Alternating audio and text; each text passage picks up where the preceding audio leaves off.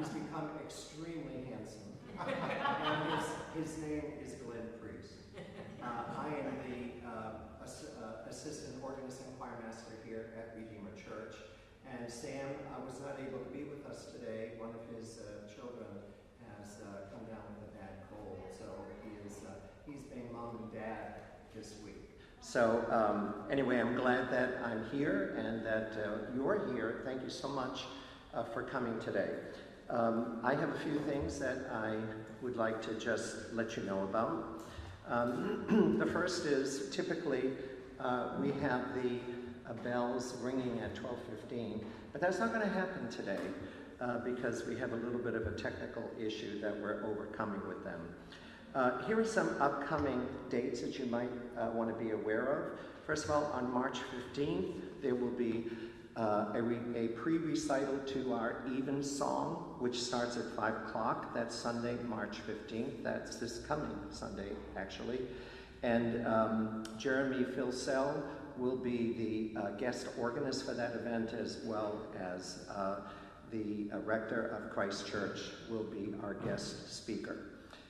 Next week, there will not be a Lenten program. This campus will be tented. We have some issues with some termites, and if you're a termite, you definitely do not want to come because that will be your swan song. So that's going to happen next week, so there will be no recital.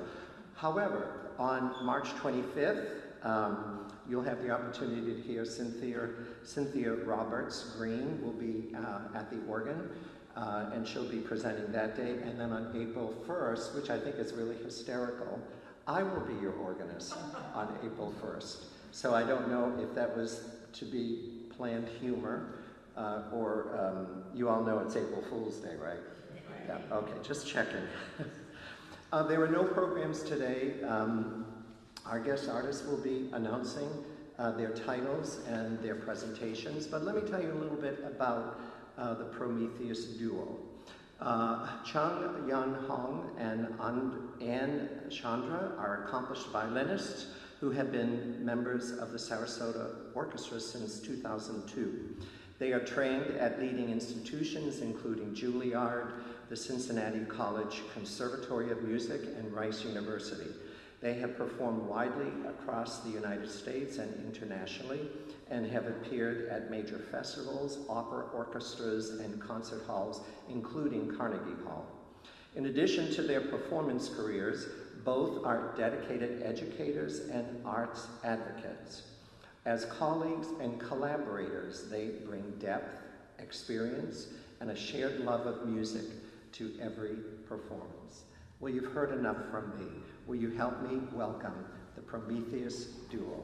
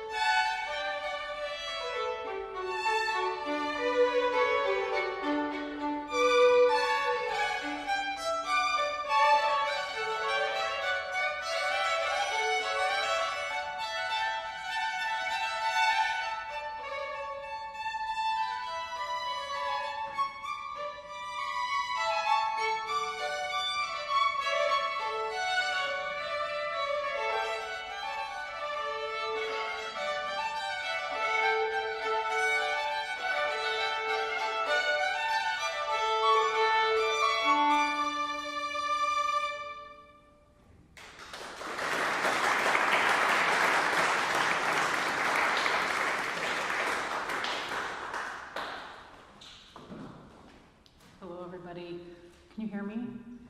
Wow, I feel I should be giving a sermon or something. That was a piece by Telemann. It's just entitled Sonata Number 2. What I love about that piece is that Telemann actually composed that just not to impress an audience, but it was composed for two musicians to just enjoy playing together, which we mostly do. And it was composed in the 18th century, and this was living room music. So it was just for this sort of a small group of people to enjoy the music. So we were told that you might be interested in why we're called the Prometheus duo. Are you interested? Okay, so CY was at Juilliard, and I was in New York trying to make a living. So I was teaching at a school in Larchmont, New York, and she was at Juilliard. And in trying to make a living, we both, well, she didn't need to, but I needed the gigs. And we were in a group called the Prometheus Chamber Orchestra. So we actually ended up being stand partners. And I was sort of intimidated because basically 95% of that orchestra was Juilliard students, and I had already graduated from Rice. I was a little older, so I didn't really feel like I fit into the group, sort of. They were a little, a little snobby. Anyway, so I was her stand partner, and you probably know this, but when you sit at a stand together, the person on the outside, the person on the inside turns pages for the other person. So it's sort of an honor system, you always do that. So she was sitting on the inside, which I think you didn't love, because on the outside it's usually it's not the better person, but kind of the better player. Anyway, so she was on the inside, and she had to turn pages, and when it came to the first time that she was supposed to turn my page, she just sat there. So, yeah, it was really not nice. So anyway, we didn't really like each other. It was basically her not being very nice to me. And then, from some miracle, this orchestra, Sarasota Orchestra, had 4 openings for section violin, which was, 22, a lot of years ago. And we both happened to audition at that same time, and both won the job. So then we were sort of forced, if you have a job together, you're sort of forced to civilly be nice. And then she had turned a corner, and she was much nicer to me, and we became fast and close friends and loved playing together. So this is now our duo, and it's because that orchestra was called the Prometheus Chamber Orchestra. It's where we first met, and that's what we're called, the Prometheus duo. So you can share that with your friends at the next cocktail party. Okay, the next piece we're going to play is Can't Help Falling in Love. And our favorite version is the Elvis Presley version you might all know. And this is an arrangement that is for 2 violins. We hope you enjoy.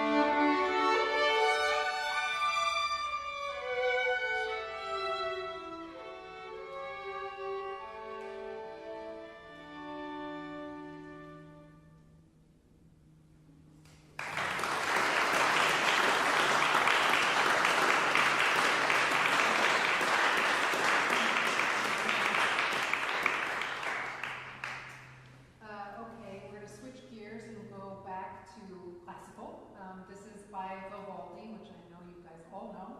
He's most famous for his Four Seasons. This is a concerto grosso, and this is sort of the Baroque version of a rock band. So you'll hear a lot of dialogue going back and forth. We hope you enjoy this.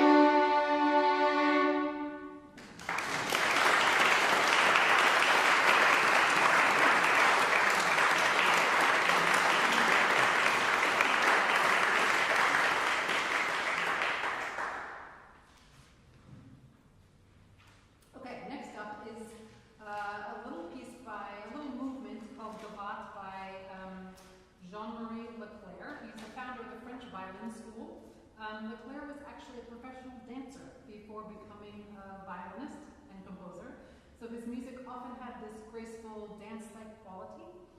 This piece is full of charm with a little hint of Parisian flair.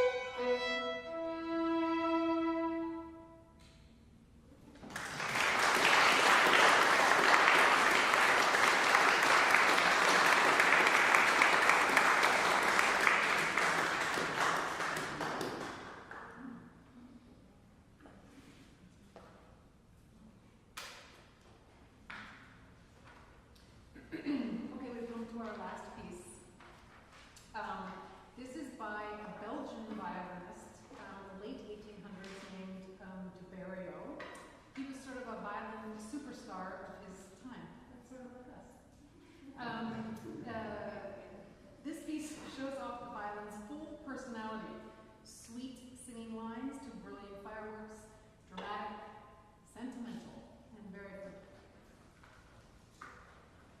And thank you for coming. Yes, and thank you for This coming. afternoon. I thought you were